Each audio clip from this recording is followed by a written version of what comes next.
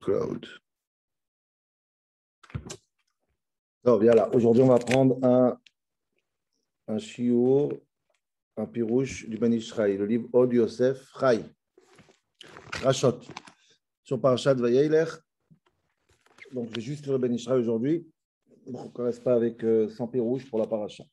Parashat Vayelech, il y a une mitzvah très importante, Akel et Ta'am, Anashim, Ve'anashim, Ve'ataf. Une des mitzvot qu'il y a dans Parashat Vayelech, c'est mitzvah Hakel. C'est quoi mitzvah Hakel? Mitzvah Hakel, c'est que après la Shemitah, on venait tous à Yerushalayim, le roi il prenait le Sefer Torah et il lisait toute la paracha. Salut Serge. Donc le roi il lisait toute la paracha de Hakel et tout le monde venait, le peuple juif venait entier, comme c'est écrit dans la paracha, le peuple juif entier venait à Anashim, Ve'anashim, Ve'ataf, les hommes, les femmes et les enfants. Tout le monde venait à Yerushalayim pour écouter, va à guerre et le converti, etc., etc. Donc on connaît toute la mitzvah de Hakel. Je vous invite à regarder la paracha et le Rambam. Maintenant, juste avant de commencer le Ben Ishraï lui-même, il y a juste une petite préface, un petit gématria très intéressant, mignonne, du Ben Ishraï lui-même. Et il nous dit qu'il fallait ramener à Nashim, Nashim et Taf. Ça fait Aleph de Anashim, Nun de Nashim, tête de Taf. Ça fait Téné. Téné, ça veut dire un panier dans les Bikurim. Un Téné. Et il dit le Ben Ishraï, si tu veux être un Kli, un Téné, un Kli pour la bracha, il fallait ramener Nashim, Anashim, Vataf. Derrière, ce n'est pas seulement pour le Hakel. Je pense que chaque fois, si tu veux une bracha, dans ce que tu fais, il faut que tout le monde soit concerné. Anashim, Nashim, Vataf. C'est toujours quand tout le monde est là, donc la bracha, elle reçoit. Le Ben Ishraï ramène aussi qu'il y a 60 masertot dans le chasse. Gematria Shishim, 60. Gematria Téné, qui est aussi 60. Et Birkat Kohanim a 60 lettres. Si tu veux Birkat Kohanim, alors tu peux apprendre le chasse ou tu peux ramener tous ces enfants au Hakel. Ça, c'est juste une petite pépite pour commencer cette mitzvah. Mais je voudrais voir ce Ben Ishraï. C'est un petit peu long Ben Ishraï, mais c'est intéressant, tu vois, avec une histoire, avec une parabole.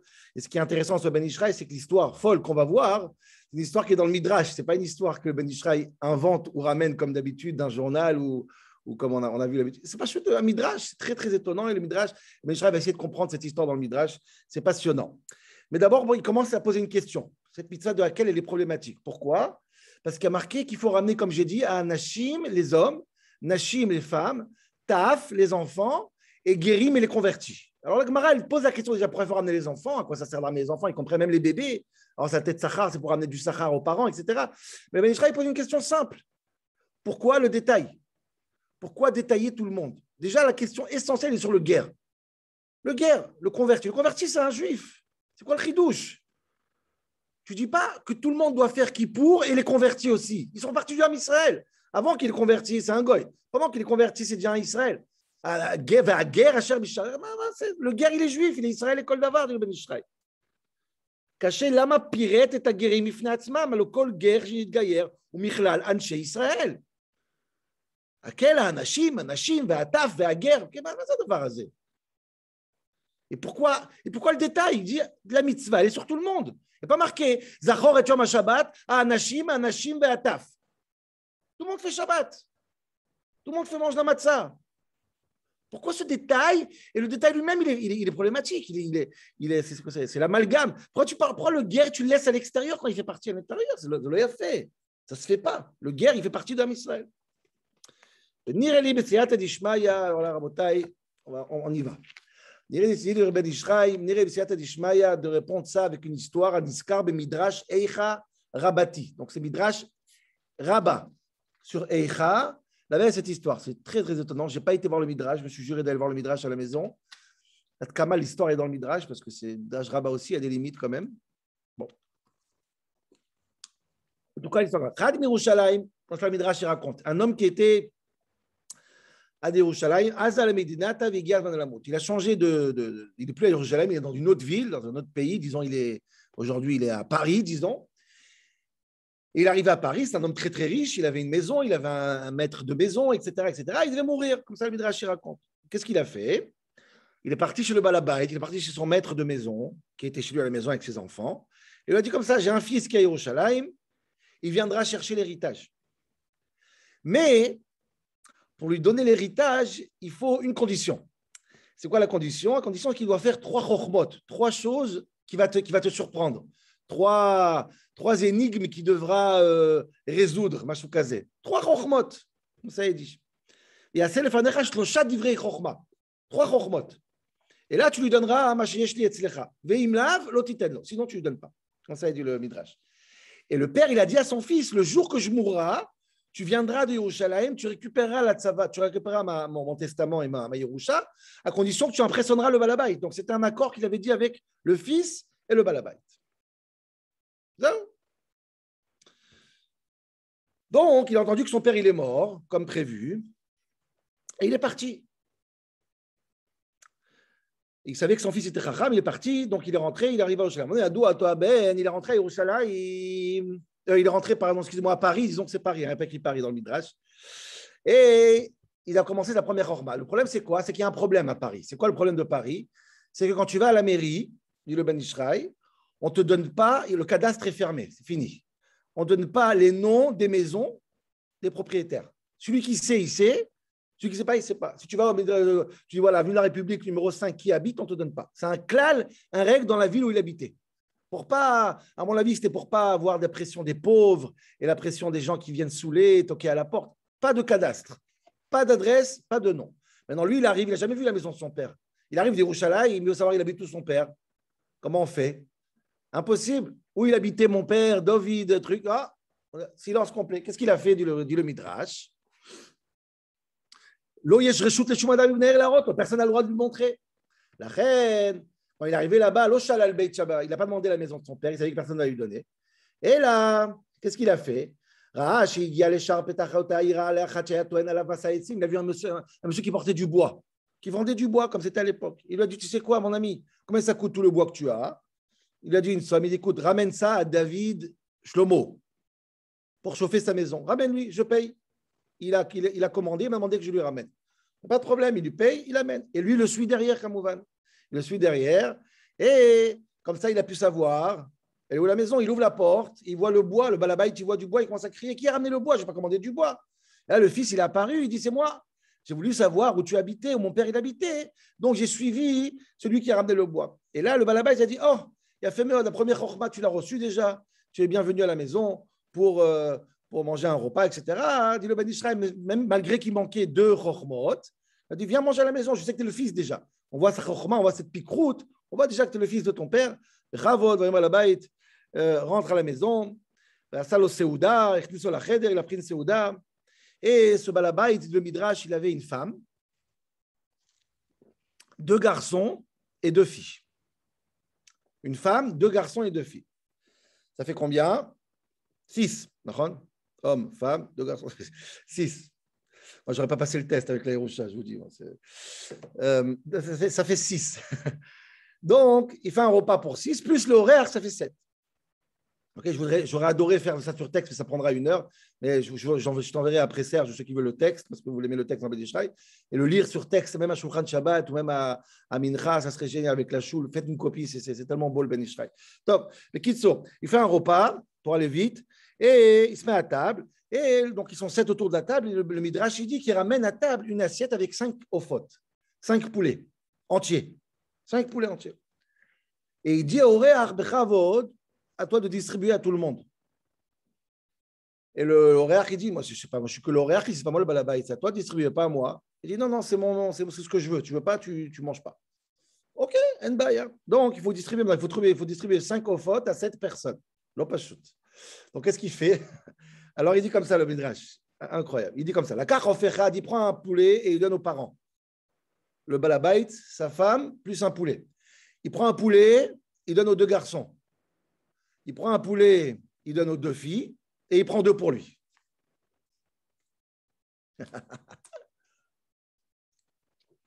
Le Midrash, il dit, le balabait, lui, il prend les 2. Il y a caché Béné balabait, le balabait, tu n'as pas compris, c'est quoi cette histoire? Chutzpah, tu manges chez moi, nous, on se dispute sur un poulet à 2, et toi, tu prends 2 poulets. Il n'a pas compris, il dit, je vais me taire, je ne vais rien dire. Kaniré, qu'il y a une chorma derrière tout ça. Il a dit, je vais attendre le repas du soir et on va voir ce qui va se passer. Top. Donc, qu'est-ce qui s'est passé? Le soir est arrivé, les 7, ils sont à table. Et dit le Midrash, le balabait, il ramène un poulet entier pour les 7. Et il dit au Réach, distribue-moi ce poulet. Et le Réach, il dit, c'est pas moi, la même histoire, c'est pas moi le balabait ici. Il dit, tu distribues, sinon tu sors. Ok, je distribue. Qu'est-ce qu'il a fait? Amarlo, il a pris la tête de la poule, il a dit, il a donné au balabait. Il a pris les ailes, il a donné aux filles. 2 ailes pour 2 filles. 2 cuisses pour 2 garçons. La tête pour le balabait. Et lui, il a mangé la carcasse, tout le corps, tout le milieu, comme ça, une bonne. Car goufatarne golet kulo venir les fana. Ah là, le balabait, il craque. Ah, maman, je ne route pas. Les filles sont en train de sucer le reste des os comme ça de l'aile. Et lui, c'est maman, je ne route pas. OK? C'est comme ça qu'on se comporte à Yerushalayim. Ça, c'est derech eretz. Ce matin, je me suis tué, mais là, je ne peux plus me taire. Pam, Rishona, il va être à Hamisha au faute. J'ai rien dit, mais après, il y a gvoul quand même. Alors, tu m'expliques le matin, tu m'expliques le soir. Alors, il répond comme ça. Amar l'oreach. Moi, je veux dire, la première chose, je t'ai demandé de ne pas distribuer. C'est toi qui as insisté. C'est toi qui as insisté. Ça, c'est pour commencer. Et en plus, il dit, je vais t'expliquer. Et pas Rishona, tu m'as ramené 5 poulets. La seule manière de distribuer 5 poulets à 7 personnes, c'est si on fait des groupes de 3. Des groupes de 3. Toi, ta femme et un poulet, ça fait 3. 2 garçons, un poulet, ça fait 3. 2 filles, un poulet, ça fait 3. Et moi, et 2 poulets, ça fait 3. Donc, pour arriver au chiffre 3, je suis obligé de faire des chaloukot de shlosha. Ça, c'est la première chose. Maintenant, pour le repas du soir, pourquoi? La tête qui est la tête de la maison, c'est toi. J'ai pris les ailes. J'ai donné à qui? Aux filles. Ah, j'ai oublié de dire qu'il a pris les intestins, il a donné à la mère. J'ai oublié de dire. J'ai pris les intestins, je donne à la mère. Pourquoi? Parce que la mère, elle fait des enfants. J'ai pris les ailes, j'ai donné aux filles. Pourquoi? Mes chers parents, je vole. Les enfants, ils partent. Les filles, elles vont chez les maris. Et j'ai pris les cuisses, j'ai donné aux garçons parce que ceux qui portent la parnassa, le hall, ceux qui tiennent la maison, etc., le père, il est âgé. C'est comme ça. Et après, moi, j'ai pris le milieu. Le milieu, il ressemble à un bateau. Il lui dit, ça ressemble à un sphina. C'est le midrash. Hein. Et moi, je suis un voyageur. Donc, j'ai pris le bateau pour moi. Mais de sphina, mais chousset, je suis venu en bateau et je repars en bateau. Oh! Donc, le balabait dit, donc ça fait 3 choses, 3 chormot. La chorma de l'adresse, la chorma du repas du matin, la chorma du repas du soir. C'est du midrash. Maintenant, dit le Ben Ishraï, ça c'est pas habituel chez le Ben Ishraï. Il dit, le Ben Ishraï, il dit, cette histoire, elle est très belle, mais elle est à la rigueur trop légère et comique. C'est marrant hein, qu'il s'appelle Ben Ishraï. C'est pas possible que ça le pshat. Il dit, c'est bdicha. Il n'y a pas de. C'est quoi le chorma du midrash ici? C'est Stam, il a fait le poulet, 3 personnes. Il y a une profondeur à ça, Bechlal. C'est pas possible que le midrash il ramène des bdichot, des blagues. Parce qu'il y a 3 et 3 et 3. Nous, ma chorma. Et les ailes. C'est pas possible qu'il n'y ait pas de moussard dans tout ça. Donc le Ben Ishraï va reprendre l'histoire. C'est ça qui est beau dans cette histoire-là. Et il va leur expliquer à sa manière. Quelle était Béhémet la profondeur du horaire. Et grâce à ça, comprendre la mitzvah de Hakel. Grâce à ça, on peut comprendre la mitzvah de Hakel. Quelle était la vraie chorma du horaire? La première chorma, bon, ça c'est tout le monde est d'accord que c'est une chorma. Aller trouver la maison de manière. Bon, c'est chacham, c'est une bonne idée. Mais l'histoire du repas, ça a l'air pas bien parce qu'en fin de compte, ils mangent beaucoup plus que les autres. Et c'est bien pour faire rire la galerie, comme on dit. Mais c'est quoi la homek dans tout ça? Alors, il dit comme ça. Pour le premier repas, il dit comme ça. Et j'essaye de rajouter un peu de moi-même parce que c'est très dur quand je lis. C'est très compliqué de comprendre souvent des notions qui parlent de manière radicale, mais on peut comprendre, en discutant, on a compris ça un peu mieux. Première chose, c'est la chalouka des 3. Dit le Ben Ishraï, quand le horaire, il a fait une chalouka de 3 fois 3, c'est pas stable. Et là, chaque personne sur Terre, il a à l'intérieur de lui le 3, le chiffre 3. Pourquoi? Chacun, il a un peu de son père, un peu de sa mère, qui sont choutaf, et un peu de lui-même. Ça, c'est un enfant qui est bari. D'ailleurs, j'ai dit ça plusieurs fois ici. C'est juste une parenthèse. Okay, parce qu'il y a 3 choutafim ba'adam. On sait qu'il y a 3 associés pour l'être humain. Trois associés. Le père, la mère et Akadosh Baruch Hu. On voit que des fois, le fils il ressemble au père, des fois, il ressemble à la mère. Des fois, il ressemble physiquement au père et il ressent les trous notes, il a le caractère de la mère. Des fois, il ressemble à la mère, Baruch Hashem pour lui, il a le caractère de son père. Et la question qui se pose, j'ai vu quelqu'un qui a posé une question très intéressante, c'est pourquoi on ne ressemble pas au troisième shutaf physiquement? Parce qu'ils sont trois dans l'histoire. Normalement, on doit ressembler aussi au troisième. Alors, un neshama, c'est les parents qui donnent. C'est quoi la ressemblance au shutaf? C'est quoi la ressemblance? Où on voit qu'on est ressemblant au shutaf, au troisième shutaf? J'ai vu ça, quelqu'un qui a dit une fois, c'est intéressant, les enfants qui sont malades, trisomiques et des choses comme ça, hein, eux, ils ressemblent au troisième shutaf, parce que des gens qui sont très trisomiques, ils ne ressemblent ni au père ni à la mère. Alors, comme ça, j'ai vu quelque part une fois que ça ressemble au troisième shutaf, ça c'est quelque chose qui est shmeim. Bon, bref, comme je charme la parenthèse. Quoi qu'il arrive, dit le Ben Ishraï, sans le dire, il dit que chacun il a les trois. Et moi, je vous explique, ça c'est important. Un enfant qui n'a pas les trois, c'est problématique. Quelqu'un qui ressemble que à son père, il est effacé. Qui ressemble que à sa mère, il est effacé aussi. C'est important qu'on a son père, on a sa mère, et on a aussi de soi-même. Si tu n'as rien, tu n'as pas de tridouche, il faut que le père, il faut que le père il voit que le fils aussi, il a du sien aussi un petit peu. Des fois, les parents, ils étouffent comme ça. Donc, quand le fils il vient chercher la Yerusha, c'est important pour lui de dire au Balabait, je suis le fils parfait de mon père et de ma mère. C'est très important que j'ai les chorma de mon père, un peu de la chorma de ma mère et un peu de ma chorma à moi. C'est pour ça que le chiffre 3, il prend une place très importante. Et c'est pour ça que tout va être mechoulak les chalosh. Le père, la mère et le poulet, les deux garçons et le poulet, les deux filles et le poulet, et lui et deux poulets. Pourquoi? Pour leur dire que lui, il est le digne héritier. C'est quoi un héritier? C'est celui qui a le chiffre 3. Et pas seulement qu'il a le chiffre 3, il a tout mis en 3. Pour dire, j'ai été moi le 3 par excellence. C'est une manière de convaincre le balabait qu'il est le 3 lui-même. Et pas seulement qu'il est 3, toute cette maison-là est la conséquence des chiffres 3. Père, mère et enfant. Et chacun doit être comme ça aussi. Père, mère et enfant. Il faut un troisième élément chaque fois. Un chut ameshulash. Ça, c'est le premier repas d'après le Ben Ishraï. Le deuxième repas, et ça, c'est le plus essentiel, parce que c'est avec ça qu'on va répondre l'histoire du Hakel. Et le Ben Ishraï, le deuxième message est très important. Il voulait leur faire un vrai moussard. Un vrai moussard. Pas seulement qu'il voulait leur montrer que c'est le père, comme dans l'histoire du Midrash, ça a l'air qu'il doit juste faire une chorma. Pas du tout. Il voulait leur faire un vrai moussard à skel, de leur faire réfléchir aussi.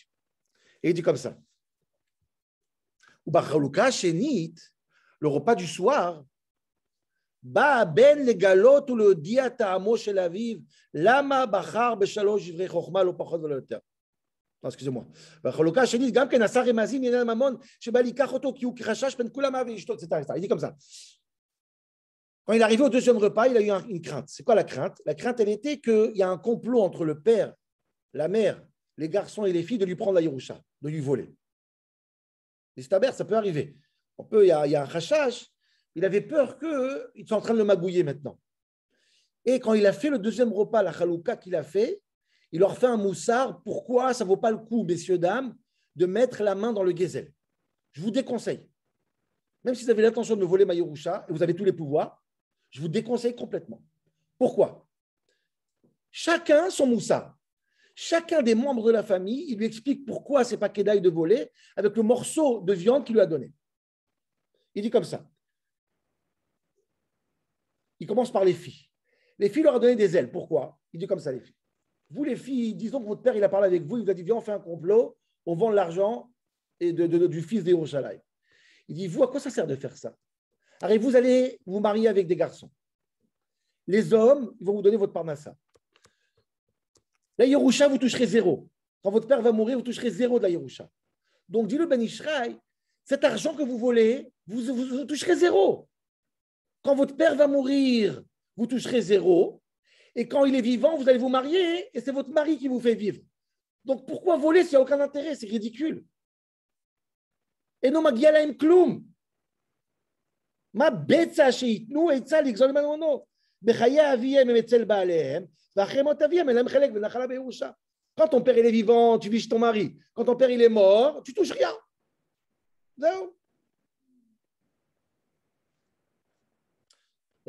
Bon, c'est comme on est entre nous, quoi. Je fais une parenthèse, je sais que vous êtes pressé, c'est Rêve Shabbat. Moi aussi, je suis pressé, je dois enregistrer le Shem Mishmal aussi pour après. Mais c'est intéressant. Il faut savoir qu'Alpi Halacha, les filles, elles touchent rien, d'après la Torah, mais il y a la méthode qu'on fait, certains, dans les poskim, il y a écrit cette méthode, comment ils font les filles pour toucher dans ce monde moderne, si elle veut faire comme la Torah, elle dit.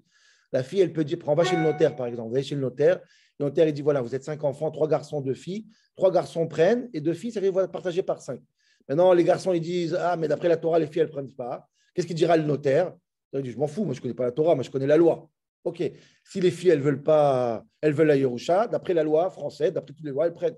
Qu'est-ce que vous pensez, les filles? Les filles, elles disent, non, moi, j'ai écouté la Torah. On ne prend pas. Ah, OK, très bien, alors signez. Signez que vous ne prenez pas. OK, les filles, elles disent, non, on ne signe pas. On ne prend pas, mais on ne signe pas. Ah, pourquoi? Il dit, si vous voulez qu'on signe, vous payez 100 000 euros. C'est de Meir Hatima, ce n'est pas de Meir Yerusha. Bref, l'homme s'aide. En tout cas, que les filles, donc, dis le Ben Ishraï, donc les filles, à quoi ça sert votre histoire, les filles? Lâche. Tu ne voles pas sans un intérêt, tu ne touches rien. C'est temps de te bousiller ta vie spirituelle et matérielle. Donc, ça, c'est les ailes. Après, le Banim Ramazlaem. Pour les garçons, il leur a dit comme ça. Très intéressant, ça. Il a dit comme ça, je vais vous le lire parce que vous êtes les Hamoudim chez la Baït, vous êtes les piliers de la maison. Tout tient sur vous. Plus le père il a de l'argent, plus vous travaillez dur. Et le père, il est déjà âgé. Plus il y a de la fortune, plus vous travaillez dur, vous suez. S'il y a 2 fermes, vous travaillez. S'il y a 100 fermes, vous n'avez plus de vie. Donc, déjà, à partir du moment que votre père va voler la Yerusha, vous allez avoir beaucoup plus de travail. Ah, tu vas me dire, mais ça vaut le coup. Alors, il dit comme ça. Vous allez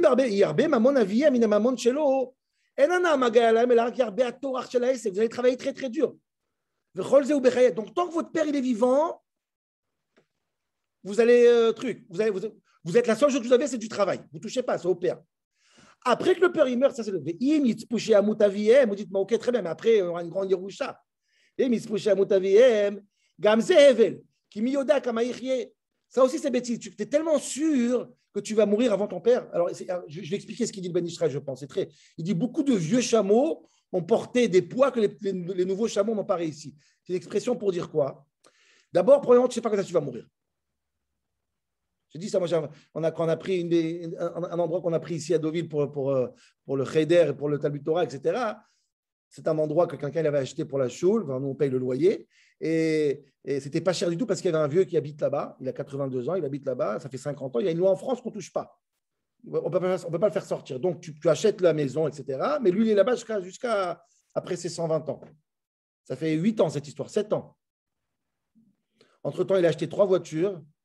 Il a fait le marathon, il est encore vivant là. Maintenant, à le moment que je vous parle, il est en train de faire de. C'est incroyable, c'est insupportable. Tu vas Richout Yamim, embête un Betrabat, tu auras Richout Yamim. C'est un truc de fou. Bref, l'homme chané. Donc, Miyodéa. Maintenant, plus que ça, je vais vous dire, bon, mais c'est vrai que derrière Haolam, en général, les parents meurent avant les enfants. Même ça, moi, je vais rajouter, dis pas ça avec Israël. Même ça, regardez Rabotai. Mais disons qu'il va mourir avant, mais il va mourir vieux. Disons que ton père, il va mourir, il aura 90 ans. C'est Chayar. Toi, quel âge tu auras déjà 70. Donc, combien tu vas profiter de cet argent? Tu es déjà vieux, tu as travaillé 50 ans chez ton père pour qu'à 70 ans, tu vas toucher de mètres. Tu n'as plus de force d'utiliser cet argent. Donc, c'est ridicule, c'est l'omatim, il dit. מיודע כמה יחיה, ומאחר כי באשר הוא שם הם העומדים של הבית, שכל המסע והגיע והתואר שעסק אביהם, אין מגיע מהנאה, אם יגיע להם תואר ויגיע בירוי הנכסים, תרבה היגיעה. C'est ridicule. Combien de temps tu vas profiter? Ton père, il va vivre très longtemps. Même s'il meurt avant toi, ton père, mais tu seras déjà très vieux. Ça vaut le coup toute la vie de travailler dur pour une autre. Il vaut mieux travailler un peu et toucher de l'argent quand tu toucheras. Donc, à Salem ou Saraska, il leur a dit, Kitsou, ne touchez pas, c'est ridicule. C'est beaucoup de travail pour un Marbé d'Aga, Marbé Nechassim, pour rien du tout. Vous allez toucher ça très tard. Bechaye à vivre, quand le père est vivant, vous ne toucherez pas de toute façon. Aïcha. Ça, c'est intéressant pour la femme, parce qu'au début, je n'ai pas compris ce qu'il dit, mais il dit à la femme, il dit comme ça. Toi, ta femme, tu es quoi? Tu es Mehaïd. Ton rôle, c'est quoi? C'est de servir la maison, d'aider les... OK? Il dit, toi, si ton mari, l'argent qu'il aura, l'argent volé, il ne te donnera ni de l'argent pour parler à ses enfants, et ni des tarchitiers, et ni des bijoux. Il ne te donnera pas. Azov, s'il a volé l'argent, il ne te gâtera jamais. Alors, ça, je n'ai pas compris au début, c'est pas pourquoi, parce qu'on a parlé de ça Shabbat, les gens ils ont disparu, il y a des gens qui sont en CO2 et tout est de magouille. On va voir qu'ils donnent beaucoup d'argent aux Tchoul. Combien de Tchoul ont été construits avec le CO2? On voit que c'est lui généreux. Pourquoi le Bédishra il dit que s'il a volé l'argent, ce ne serait pas généreux?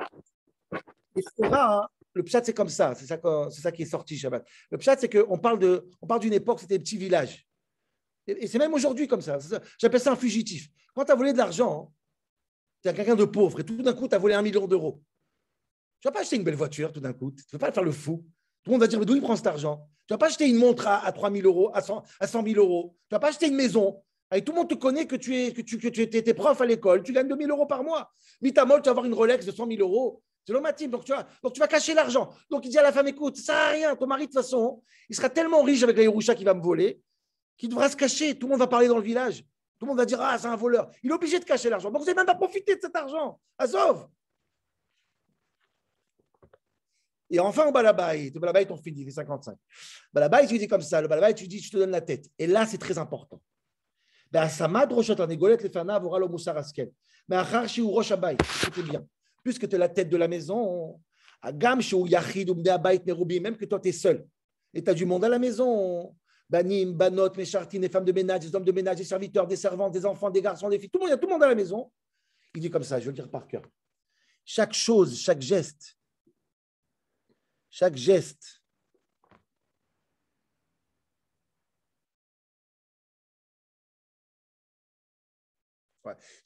que tu vas faire, ça a une influence directe sur tout le monde. Ça veut dire, alors je m'attache à ce qu'il dit à lui, après je vais rajouter un peu. Ce qu'il dit lui, c'est comme ça. Si toi, tu es un voleur, l'ambiance chez toi à la maison va être juste insoutenable. Réfléchissez 2 minutes. Une ambiance où le père, il a trop de secrets, il cache l'argent de sa mère parce qu'il a volé. Et sa mère, il dit, mais d'où j'ai l'argent? Il dit, t'inquiète pas, c'est mes affaires. Ça crée une ambiance de suspicion. Et comme ça, il dit, les enfants vont voler du père, la mère va voler du père. Il n'y a pas besoin d'expliquer dans des psychoses que ça vient quand il y a une ambiance de vol à la maison. Tout le monde vole de tout le monde. Et ça arrive que le père, il a 5 coffres forts. Un, il donne pour la femme, un, il donne pour le mari, pour l'enfant. Le fils ne doit pas dire le code à la femme. Et ça devient une ambiance. Irachem Hashem, dit le Ben Ishraï. Si la tête elle est malade, tout le monde est malade. Tout le monde va apprendre de lui. La femme de ménage va voler et l'homme de ménage, la servante, ça va être incroyable. Il y en a qui cachent l'argent chez eux à la maison pour pas que ça.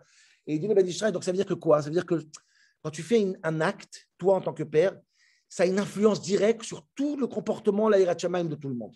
C'est très, très important. J'ai dit ça quand il y avait l'attentat à Mumbai, rappelez-vous, avec les Shlurim qui sont morts, Rivki et Gabi Holtzberg. Vous vous rappelez, il y a 10 ans, qu'ils ont tué un shliach et sa femme à Mumbai, là-bas dans l'attentat. Et le gosse, Moïse, il a été sauvé par Sandra, la femme de ménage, qui l'a sorti des balles. Elle a expliqué après l'interview, pourquoi elle donnait sa vie pour sortir le gosse, parce que Gabi et Rivki, le père et la mère, le matin, quand ils arrivaient, ils la voyaient, ils disaient Boker Tov. Comment ça va ce matin? Ils étaient tellement sympas que ça a mis une ambiance à la maison de Messirut Nefesh, de gentillesse. Quand un père, il est insupportable, il est agressif, il est voleur, tout le monde devient comme ça. Tu peux parler ce que tu veux à tes enfants. Si toi, tu ne fais pas, ton fils ne fera pas. Tout le monde te regarde. Il dit, tu ne te rends pas compte, tu vois que tu es Yachid. Mais même quand tu es au téléphone à la maison et tu dis à ton fils, tu dis à ton associé, ça tu me payes en chocolat ou en black, le message, il passe. Je ne dis pas qu'il ne faut pas le faire, chacun fait ce qu'il veut. Mais quand l'enfant, il entend qu'il y a du chocolat, il y a du blanc, il y a du noir, il y a du truc, il y a officiel, il n'y a pas officiel. Ça rentre. Et ça fait que même la dernière des femmes de ménage, elle devient un brigand.